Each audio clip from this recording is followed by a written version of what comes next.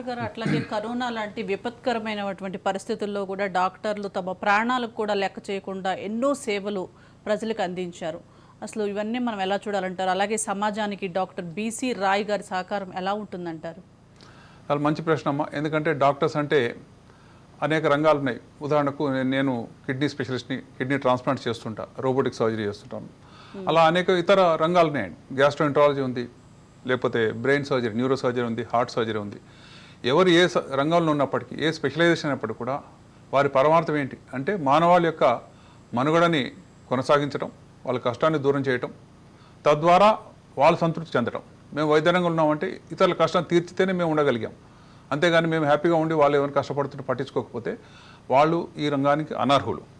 కాబట్టి ఈ doctors day ప్రతి దేశంలో జరుపుకుంటారండి. అమెరికాలో వేరే రోజు ఉంది. ఎందుకంటే ఆయా దేశాల్లో పేరు పొందినటువంటి వైద్య నిపుణుల పేరు మీద వాళ్ళు పెట్టుకుంటారు. అయితే మీరు ఇంతకుముందు అడిగారు డాక్టర్ బీసీ రాయ్. ఆయన పేరు మీద మన దేశం లోపల డాక్టర్స్ డే సెలబ్రేట్ చేసుకుంటాం. డాక్టర్ బిధాన్ చందర్ రాయ్ ఆయన ఎవరు, ఆయనకి ఎందుకు మరి ఇంతటి గౌరవం లభించి చూద్దాం. డాక్టర్స్ డే అంటే జనరల్గా చాలామందికి తెలియదండి. మా డాక్టర్స్ కూడా మేము ఎంబీబీఎస్ అయినప్పుడు మాకు తెలియదు ఎందుకు ఈ డాక్టర్ బీసీ రాయ్ ఎవరో ఏంటో. మరి పెద్ద ఆయన చనిపోయారు, దాని గురించి వివరించే వాళ్ళు కూడా పెద్దగా ఉంటారండి. ఎందుకంటే అంత గొప్పగా ఆయన స్టడీ చేయడం అనేది అవసరం లేనటువంటి సిలబస్.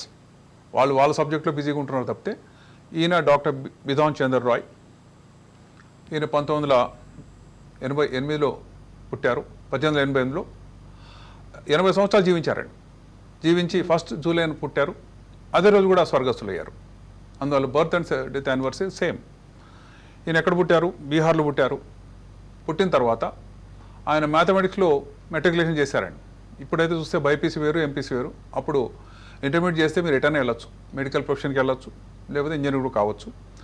మ్యాథ్స్ లోపల అత్యుత్తమైనటువంటి మార్కులు సంపాదించిన ఆయన మెడికల్ కాలేజ్ జాయిన్ అయ్యారు, కాలికట మెడికల్ కాలేజ్లో. ఈయన వెస్ట్ బెంగాల్లో స్థిరపడ్డారండి. ఆ క్రమంలో ఆయన అత్యంత గొప్ప మార్క్స్ సంపాదించడం మొదలుపెట్టారు. టాప్ ర్యాంకర్గా ఉన్నారు. ఎంబీబీఎస్ అయిపోయేటప్పటికీ చాలా ఇంటలెక్చువల్ పేరు పొందారు.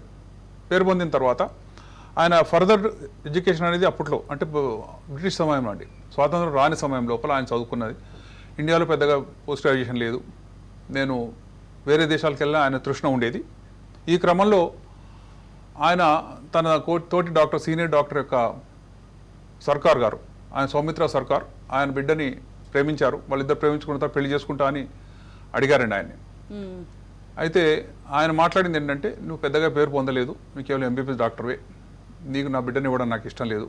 నేను ఇంతకంటే పేరు పొందిన వాళ్ళని, నిష్ణాతులకి, ఎక్స్పర్ట్స్కి నేను ఇవ్వదలుచుకున్నాను. నీకు అర్హత లేదు, నువ్వు నిజంగా అది అర్హత సంపాదిస్తే చూద్దాం అని చాలా బ్లంట్గా రిజెక్ట్ చేశాడు. దాంతో ఆయన కిన్నుడయ్యాడు. అవమానం భరించలేక ఎలాగైనా సరే నేను పేరు పొందాలి, ఎలాగైనా సరే నేను గొప్ప క్వాలిఫికేషన్ చేయాలి, ప్రజల్లో పేరు పొందాలి, అది లేకనే కదా నాకు ఈరోజు ఈ కష్టం వచ్చింది అనుకున్నాడు. ఆ తర్వాత ఆయన లండన్కి వెళ్ళడానికి ప్రయత్నం చేశారండి. సెయింట్ బార్థోలిమో హాస్పిటల్ అని ఉంది. అందులో ఈయన ఎంత గొప్ప మార్క్స్ పంపించినా సరే ఏషియన్స్, మనం నల్లవాళ్ళం అండి, ఇంగ్లీష్ వాళ్ళు తెల్లవాళ్ళు. సో ఇండియన్స్ కానీ, లేక ఇండోనేషియన్స్ కానీ, లేక మిగతా రేసెస్ వాళ్ళకి పెద్దగా ప్రిఫరెన్స్ ఉండదు. 30th టైం ఆయనకి అడ్మిషన్ దొరికిందండి. దొరికిన తర్వాత ఆయన ఫిజిషియన్గా అంటే మెడికల్ ఎక్స్పర్ట్గా ఆయనకి సీట్ దొరికింది. అది చేశారు. అది చాలా అన్నట్టు మళ్ళీ సర్జన్గా కూడా, fellow of royal college of surgeons. ఒక వ్యక్తి ఇప్పుడు కేవలం ఫిజిషియన్ కావచ్చు, లేక సర్జన్ కావచ్చు అండి. నేను సర్జన్ని, నేను సూపర్ స్పెషలిస్ట్ సర్జన్ని, కానీ నేను ఫిజిషియన్ కాదండి. నాకు కౌంటర్ పార్ట్ ఫిజిషియన్స్ వేరే ఉంటారు, నెఫ్రాలజిస్ట్ అని. కానీ రెండు కలిపి చేసినటువంటి గొప్ప మేధావంతుడు ఆయన. ఆయన చదివిన తర్వాత తిరిగి వచ్చారండి.